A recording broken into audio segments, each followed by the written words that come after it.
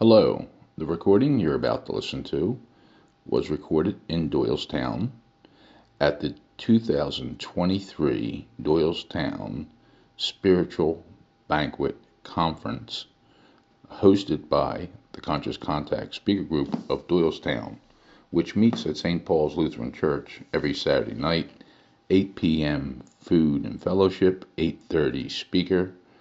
Please look for us on YouTube at the Conscious Contact Speaker Group of Doylestown and our Facebook page, the Conscious Contact Speaker Group of Doylestown. Anyway, look forward to seeing you. Hope you enjoy these recordings. They were very powerful and lives were changed there.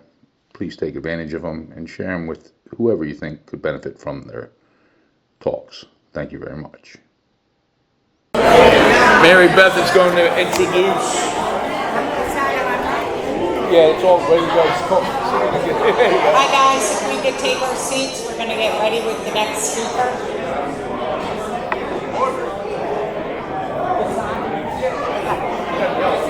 Hi, I'm Mary Beth and I'm an alcoholic. It's great to be here with everyone today. Thank you, Jimmy, for setting the table with steps 1 and 2 this morning. I'm glad everyone's here for this spiritual banquet.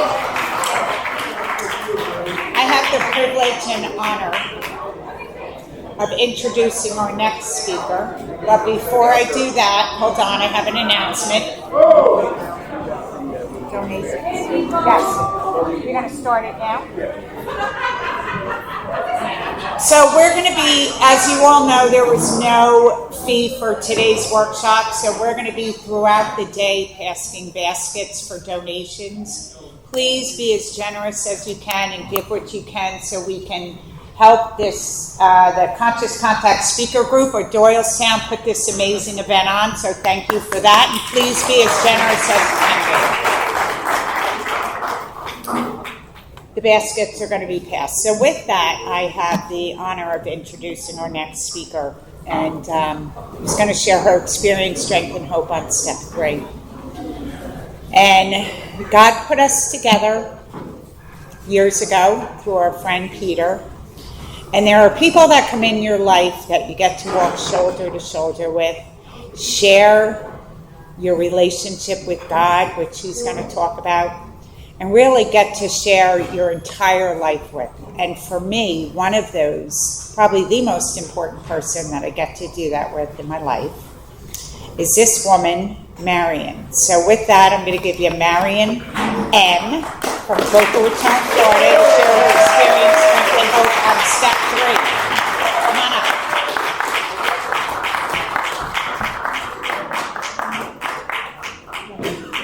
Thank you so much. That's my Mary Beth.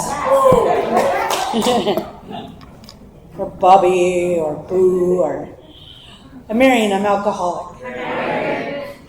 Oh, shoot.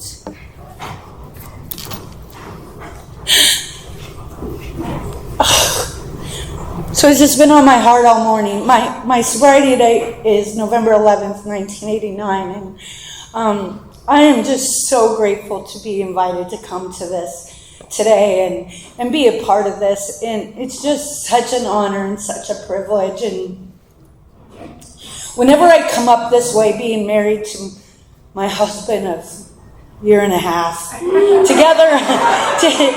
together for quite some time, God has built this fellowship up and around me through this relationship with him, through my relationship with God. And when I come up this area, whether it's Jersey, whether it's New York, whether it's Philly, Doylestown, I love Doylestown. But you know what I mean? It's like you guys are always so warm and welcoming to me. It's just, I can't believe this is my life. And I pinch myself every time where, thank you. Just thank you for making me feel at home. And I just absolutely, it just touches my heart like unbelievably. And I want to thank our friend Jimmy for starting this out and setting the stage and stomping all over step 3, but we'll get to that later.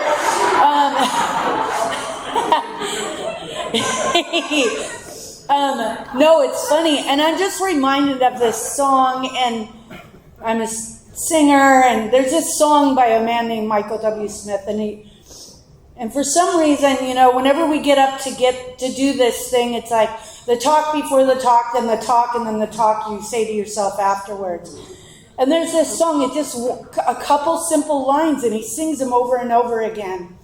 And really, I know this to be the truth of my life. Is I went to the restroom before coming up here. I'm on the bathroom floor on my knees, which I've been many, many times, whether sober or whether drunk, And his song says, I'm going to sing it. This is how I fight my battles. This is how I fight my battles. It may look like I'm surrounded, but I'm surrounded by you. It may feel like I'm surrounded by you. And this is the deal we get in our sobriety, and this is what we get in the relationship. And this isn't about me singing. I'm really sorry, but not sorry at the same time. Because quite honestly, this is how we do this stuff. It's going to feel like I'm surrounding. It's going to feel like I'm drowning. It's going to feel like I'm hopeless. It's going to feel like all those places. But with all the things that Jimmy touched on, deep down inside, every man, woman, and child is a fundamental idea of God. And I know and I get that and I believe it. And I also believe that this God loved me way before I even knew he existed. And it's interesting how you sit there, I was a little girl and my dad would fish in Alaska. And he was a construction worker during the winter. And he was a hard-working man with calluses on his hands and on his feet. And he chopped wood and carried water way before I knew what my husband would talk about that all the time. But he did. And he worked hard for us. And I remember laying in bed as a little girl, and I would wear, in the summer, I missed him so bad and he was gone. And I remember just looking out of the window and looking up at the stars in the sky, and I'd wear his big t-shirt to bed. And I would just think, I miss my dad, but I knew he was out there somewhere. And I really liken that to that relationship with God, this God who first loved me. That it wasn't about, I became conscious of it. In that moment, as a little girl, I'm scared, I'm tired, and I look up in the sky, and I could feel that God, right? And I remember at 18 years old, because this is really how this happens with our relationship with God. It's this organic relationship that is built on proof and evidence that God's there. I remember being 18 years old and working at this little restaurant, and there was these girls I went to school with. They were Karen and Kathy. They were twins, and they were little Baptists, and they had little bows and ribbons and all this stuff, and they were the God girls. And then there was me. Then there's me. And I would work this section, and I'm paying my rent, and there was this little old lady. She'd come in every day, and she'd sit in my section. She'd leave me 25 cents on the table for a tip and have a cup of coffee. And it'd be like, God, I got to make a living, man. And I remember walking up behind the counter this one day, and this woman is sitting in my section, and I happened to mention it to Kathy. And, God, she's sitting in my section. I got to pay my rent. And she goes, isn't it great she's got somewhere to go? She's so lonely. She's so lonely. And here, that might not sound significant to you, but there was something in me that resonated with her saying that. I had compassion for that woman from that day on. I might have drank a million years after that. I did. But I knew something in me connected with her. And, fast forward in my sobriety, okay?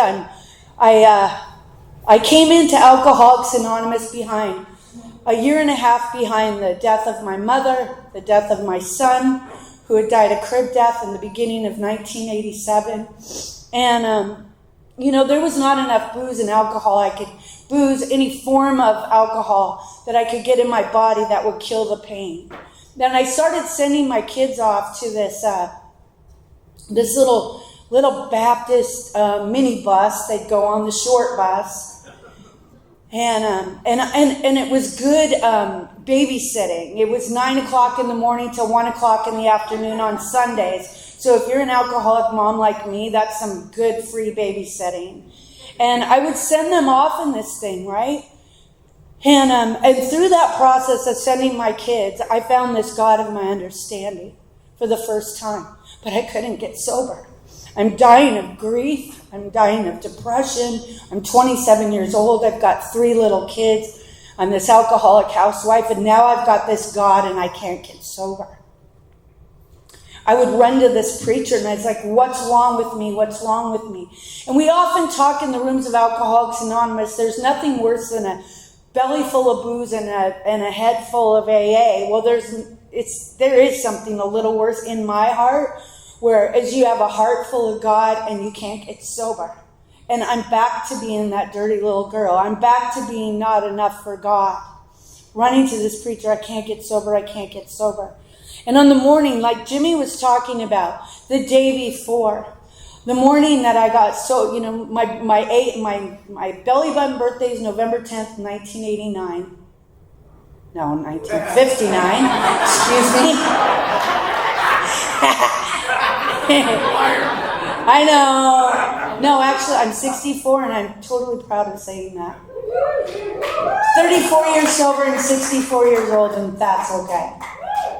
And I never thought I'd be there. But anyway, on that morning of November 11th, 1989, the day after my 30th birthday, the day before that I get drunk twice, I'm drinking at Denny's at 7 o'clock in the morning with my bad 80s perm, champagne blonde color, came out of a Clairol box. And I'm drunk in the morning and I'm home and I passed out and I'm drinking again that night. And Jimmy was talking about the day before, and that story just so like, I wanted to be sober with everything I am. So I have this God of my understanding, I think. You know, I have this alcoholic family, the brother that lives under the bridge that went to every state-run treatment center, who looks at me and says, one of these days you're going to take a good, long, hard look in the mirror. And I always talk about that when I talk about my first step, because it's the ominous warning that some of the warnings that God gave me along the way. Another warning was this therapist who looks at me after I lost my child and I lost my mother. When you lose a child, you lose your future. And when you lose a parent, you lose your past. And you're having trouble living in today. See, God was there all along. This is how I fight my battles. It may look like I'm surrounded, but I'm surrounded by God. God is either everything or he's nothing, but I absolutely believe that God is either everywhere or he's nowhere. I've seen him in Buddhist temples. I've seen him in hospitals having babies. I've seen him in an crowded AA silly meeting of the Northwest Group of Alcoholics Anonymous with smoke-billowed rooms and 2 drunks sitting on their knees. On their knees. Power of God at the birth of the baby. Power of God at my father's feet when he's dying. Power of God in a cathedral when I was singing. And probably on key instead of what I just did earlier. You know what I mean? Power of God. The power of God, of the language of the heart that we speak back and forth to each other. See, God does not, Jimmy touched on it. God does not make hard terms for those who seek him. They used to say, the old timers used to say, we're the only place where you can say the F word and God in the same sentence.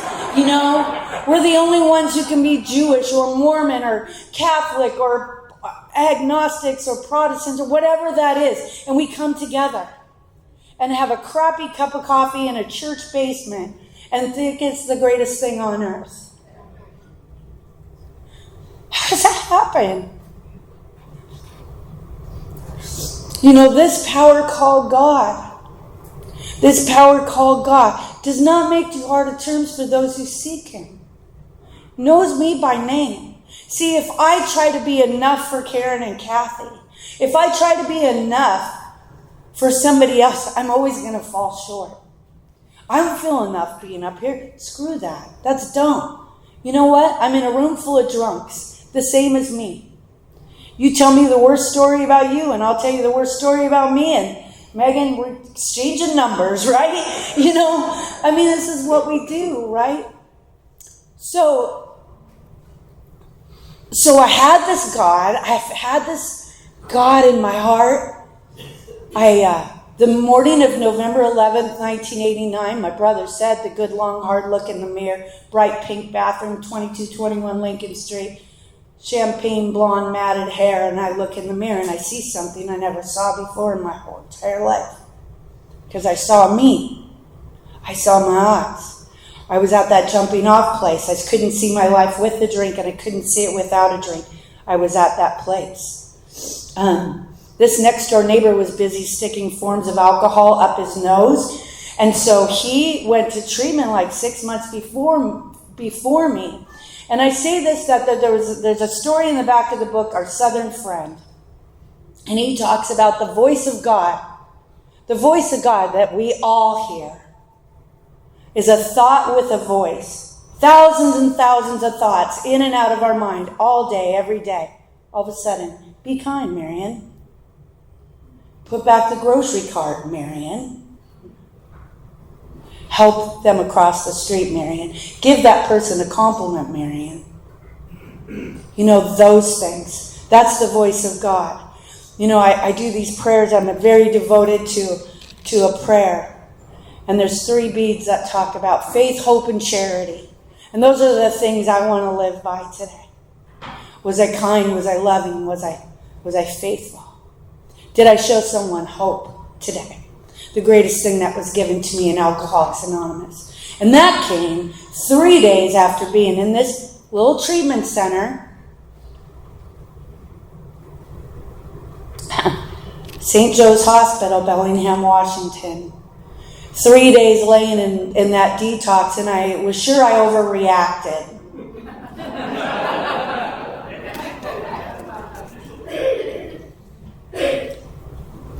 And there was a nurse named Becky, and there was a therapist named Steve, and he was like same size as Jimmy, 6'12", you know.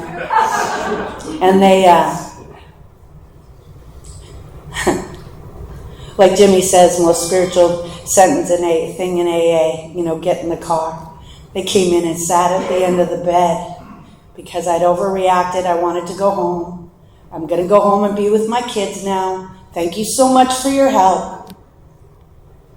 But see, Becky came in and she wasn't a nurse in that moment. And Steve came in and he wasn't a therapist in that moment. They were 2 drunks sitting at the end of the bed and bringing to me hope for the first time. Bringing to me charity for the first time. Bringing to me faith for the first time. Jimmy talked about the willingness, the desperation, the place as desperate as only the drowning man can be. You know, I didn't know in that moment that I was getting well too quick, laying there. I didn't know that. But for the first time in my life, just like this young lady right here, like this. Our nod is so spiritual too, right? You get me, I get you. No age, no race, no color, no creed. None of that stuff. And I love that in Alcoholics Anonymous when I first came in. You know, I'm 30 years old and my best friend becomes this old man named C.B. McLaren. And he was one of the most beautiful people I've ever known. And he had the big warded alcoholic nose and suspenders and flannel shirt. Hi, Marion, welcome. And he pulled me into Alcoholics Anonymous. Gave me my first commitment, cleaning ashtrays. And, but for the first time of all of that, see, I know I'm talking step 3, but these are my stories of step 3, and that's what I believe happens. You know, and we can read the spiritual experience in the back of the book, right? Some are the educational varieties, and some are be that great white light like Bill saw. And I was thinking about that. Bill and his white light experience.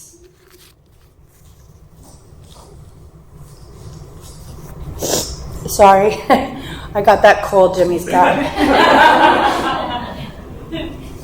Bill has his white light experience in the hospital. And, you know, before that, we can read in pages, we can read the doctor's opinion, and we can read Bill's story. Not once Is he talking about anyone but himself?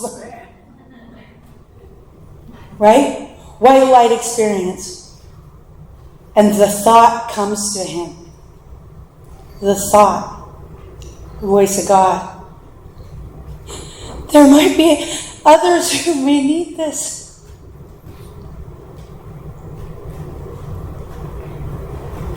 Bill wasn't thinking of himself in that moment. He got it, and the first thing he wanted to do was give it away. I love that. I love that so much. It's like the turning point. Thank God. He could have gone like, oh yeah, Bill, now I'm going back to Wall Street and, and make some stuff happen. That wasn't what his thought was. His immediate thought was to help somebody else. My sponsor's big component in her life all the time is I can call and I can gripe and I can whine about my life, and she will say, Marion, just go help somebody. The most spiritual thing we'll ever do is to turn our thoughts towards somebody else, right? And that's what we get to do with that third step prayer. That's what we get to do in all this stuff, right? Our movement. I just did a workshop Thursday night on step 3, and the workshopping, and we all know that stuff, that we must be rid of stuff. Without help, it has a power to kill us. I don't know about you, but when I'm thinking about me, I used to have this old timer in our group who used to say, I might not be much, but I'm all I ever think about. And the reality is when I turn my thoughts towards somebody else, then I get the freedom from the bondage of me. I get the freedom from the bondage of me. I'm going to read just a little bit here.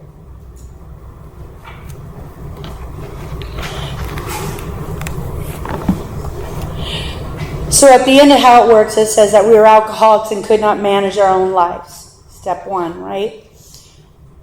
2, that probably no human power could have relieved my alcoholism.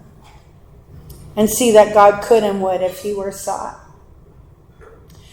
That pertains as much in my day, today, as it does ever in every situation in my life.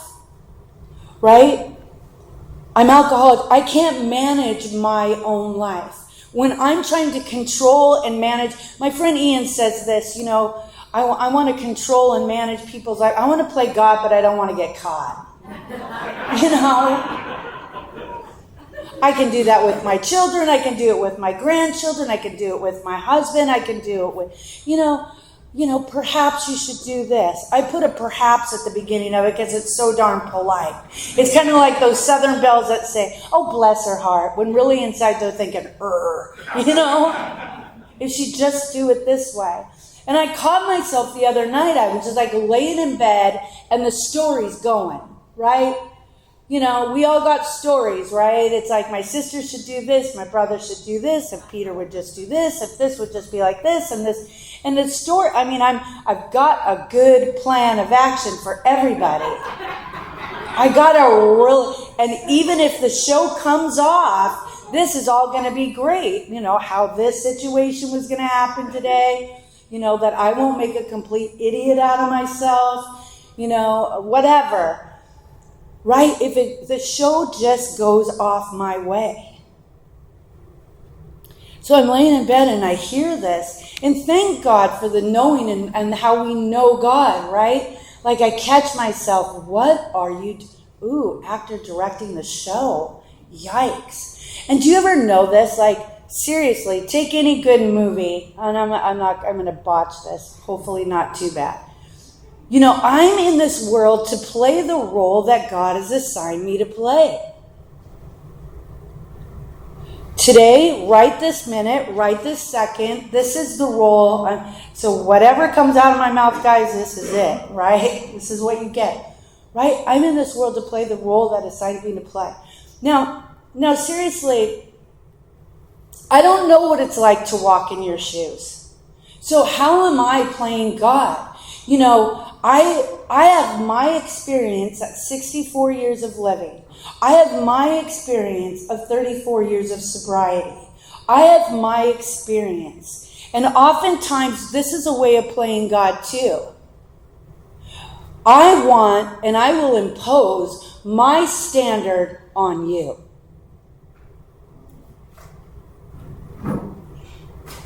So when I'm playing the role I'm assigned to play, I am Marion, I am Peter's wife.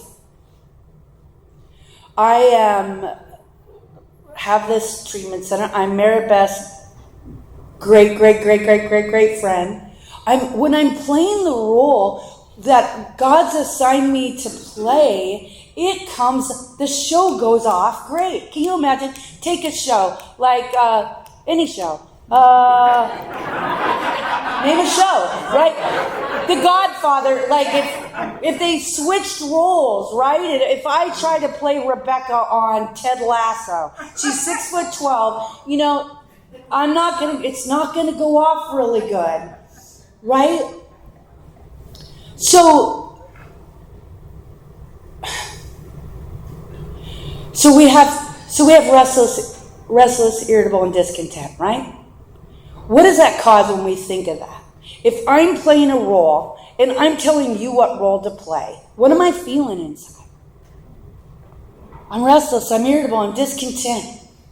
I'm not going to play Ron's role today. He's got a lot of headaches today. No, I'm just kidding. Not really. But, this is to pull this off, right? Or Ron's wife who's doing all the cooking back there or whatever. I'm here to play the role that God's assigned me to play. So what happens when I play the role God's assigned me to play? In any given moment, I can be happy, joyous, and free. And so oftentimes, and I guess this is the deal that I'm finding out in my life, is that the more I play the role that God's assigned me to play, you know what, guys? He's really made it easy. Seriously. The things that a fear comes in, or a resentment comes in, or, and a resentment is just judgment. 99% of the time. If I got a resentment towards you, I'm probably judging you. It's not my job. But I wish I could remember this every single day, every single minute. I love the effect produced by God. I love the effect produced by happy, joyous, and free. Man, the world, wearing the world like a loose garment. All this peace, joy, freedom that we can feel when we're getting out of the way of God's business. And I say we, but I say me. I'm throwing myself right in the same pile as you. You know what I mean? And then the reality of that, the show goes off a whole lot better. It just goes off a whole lot better. So,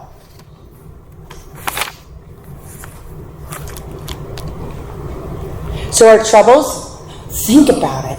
I love this stuff, right? Like if I can't reconcile my life, my restless, irritable, and discontent, it's all cooking and stewing up inside of me, a big old pot of mess inside of here, right? If I can't reconcile it to, oh, that's selfishness, oh, that's resentment, oh, that's judgment, oh, that's fear. See, that's what's so beautiful. Jimmy talked about it. This book that is designed to bring us to this relationship with God. And with that, sobriety comes with that, right? So, selfishness and self-centeredness, that we think is the root of our troubles. And this is so, God, these 100 forms of fear, self-delusion. Self-delusion, I think, is the sneakiest. Because I think I know. I think I know. Because after all, we step on the toes of our fellows and they retaliate. Sometimes they hurt us. Oh yeah, give me that one. Oh yeah, well that one hurt me. Yeah, that one hurt me. Justifiable anger. It's on a great page in the 12 and 12 on page 67. Self-righteous anger. Yikes. Yuck. They step on my toes. Then it's like, they hurt me. Yeah. I'll pray for that resentment. How about I pray for forgiveness? How about I pray for forgiveness? Yikes.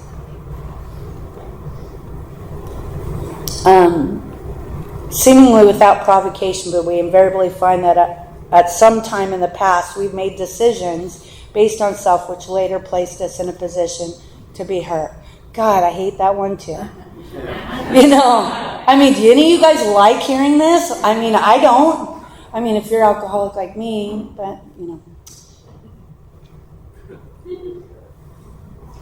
Which later placed us in the position to be hurt. Okay, where am I at fault? Oh, I put myself in that position to be hurt in the first place. Okay. So, let's see. So our troubles, we think, are basically of our own making. They arise out of ourselves. And the alcoholic is an extreme example of self-will run riot. Though he usually doesn't think so. Above everything, we alcoholics must be rid of this selfishness. We must, or it kills us. I don't know, pretty strong statement. God makes that possible. And there often seems no way of entirely getting rid of self without his aid. Many of us had moral and philosophical convictions galore, but we couldn't live up to them, even though we would have liked to. Neither could we have reduced our self-centeredness much by wishing or trying on our own power. See, that's the thing. I'm always wanting to try it on my own power. If I act better, if I do better, and kind of the deal is the older you get, it just gets too exhausting. Doesn't it? It just gets exhausting. Troubles of my own making. I'm making a rough going of life. I'm making it harder than it has to be because it's not my business. It's not my business what you're doing. It's my business what I'm doing. It is. It's my business what I'm doing. That's what that inventory we're going to talk about later on today too is about. Is being able to turn in. Peter always talks about turning in to go out. You know, what stage character, and we can go into that stuff, you know, am I Marion I'm so 34 years sober, or I'm Marion and I'm so this, and I'm so that, or whatever. When reality is my true identity. My true identity and my soul identity and my sincerest, most perfect identity that I have, you guys have too. Each and every one of us. Deep down inside, every man, woman, and child is a fundamental idea of God. I'm a child of God. My old friend Craig, who had no teeth, who sat across the table from me at the Northwest group, you're a child of God, Marion, and you deserve to be here. You know, that's the truth. Because every other time I'm not enough, they told me, I would tell me, you're either not enough or you're too much. But the reality is when I came into Alcoholics Anonymous, she told me that I was the same as you. I learned to look the world in the eye. I didn't have to look at my shoes no more because I could look you in the eye. And I love that about Alcoholics Anonymous. There was no grand poopah that sat in the front of the room that was more important than me. Or that I was more important than anybody else. Eye to eye. So this is the how and why of it. First of all, we had to quit playing God, which we just stopped doing, right? God was going to be our director. He's the principal. We're his agents. We're going out to represent God. Have you ever seen that? Like, I remember one time going to this produce stand. And I'm picking out a watermelon and I'm knocking on it, you know. And this girl comes up to me, and I remember hearing you at a meeting and you helped me so much. And thank you, thank you, thank you. And I didn't remember who she was. That's what agents of God do, right? I mean, I'm not bragging on me, but what I'm saying is we get to be demonstrations of this power in our homes, occupations, and affairs, and go out there and knock on the watermelon, right? I remember one time being in the post office, and I had this band in Bellingham, Washington, and I'm like, had a little reputation in Bellingham, and I'm standing in the post office line at Christmas, and I'm grouchy and I'm grumpy and I'm a brat, and this woman comes up to me and she goes, "Oh, aren't you Marion?" And I was like, "Yeah, I'm really sorry. I was kind of a jerk." You know, adequate. That's what we get to be, right? These adequate demonstrations of God wherever we go. How am I doing at that? So, I love this line so, so, so much. He's the Father, we're his children. Most good ideas are simple, and this concept was the keystone of the new and it just kills me. This new and triumphant arch through which we pass to freedom. To freedom. Freedom from what? Freedom from self, freedom from fear, freedom from all those things we're going to do in the inventory later on. But it all starts on our knees in step 3. Here's our promises of step 3. When we sincerely took such a position, all sorts of remarkable things followed. We had a new employer. Isn't it great? Work for God, kind of better than those other kind of ones that make us grumpy sometimes, right? We had a new employer, being all powerful. He provided what we needed if we kept close and performed his work well. Established on such a footing, we became less and less interested in ourselves, our little plans and designs, and more, we became interested in seeing what we could contribute to life. I love that line too. I was never out there thinking, okay, I'm going out the door now and see what I can contribute to life. You know, that wasn't on my mind. It says as we felt new power flow in, as we enjoyed peace of mind, as we discovered we could face life successfully. Wow. As we became conscious of his presence, we began to lose our fear of today, tomorrow, and the hereafter. We were reborn. We were reborn. No, I don't know. You talk about day 1, day, week before, blah, blah, blah. Think about that person. Close your eyes. Fast forward, December 9th, 2023. What? I know I was reborn. Because it would be Birkenstock socks, champagne hair, matted perm, boxer shorts, and a hoodie. And that's that stuff on the outside, but the inside certainly matched that. And that's only way out of the selfishness, only way out of the resentment, only way out of the judgment, only way out of that stuff is to come into this relationship with God. But guess what? He was there all along. I bet you guys are like me, right?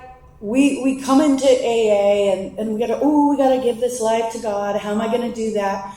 But I don't know if you guys are like me, if you can look back at your life and go, holy crap, how did I live through that? How did I live through that? How did that happen? How did that happen? Like there was a story God was writing on my heart this whole way.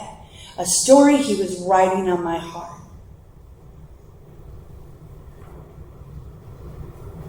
My friend Maribeth was praying for me earlier, and she talked about, she said the words wounded warrior, and it just like pierced my heart.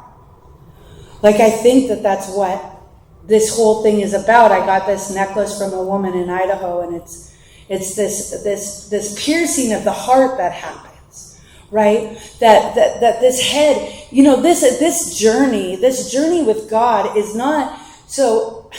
It's the absence of the alcohol. It's the shutting down of this that connects us to this. And the only way our heart can hear this is when this isn't filled with the booze, and when this can shut down because you guys say something.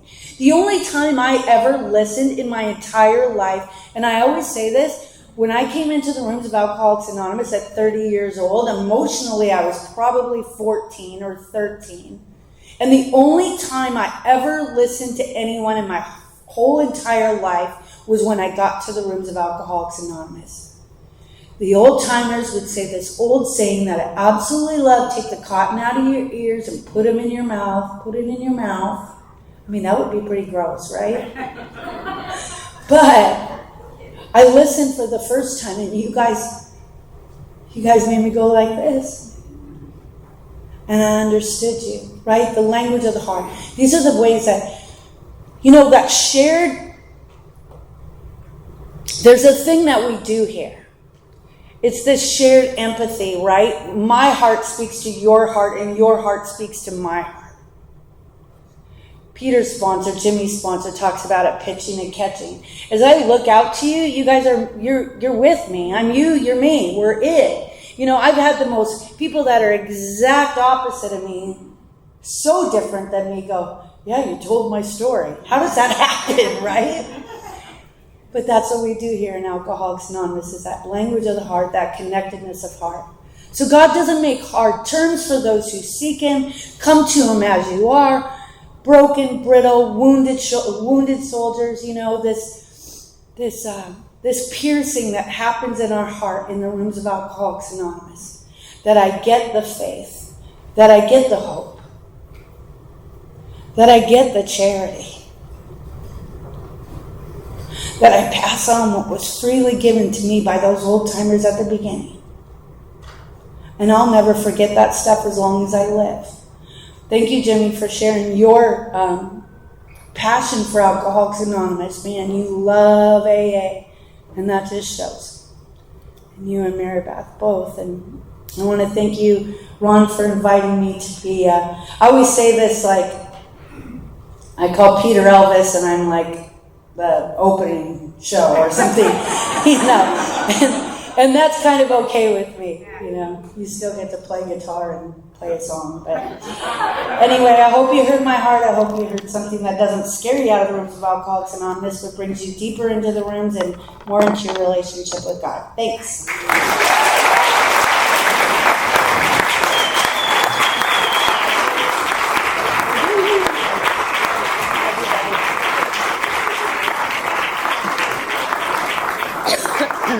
Absolutely amazing. Thank you, Marion. What a fantastic job. What do we got to announce real quick? We will take a 10-minute break. Let's go quick. Let's get it done. Please be mindful. Do not smoke on church property. Whatever. Just don't leave the butts out there. And I think take them with you. Give them to Jimmy. He collects them. Anyway, take that quick break. Get back here because it's the best part of AA. We're doing inventory.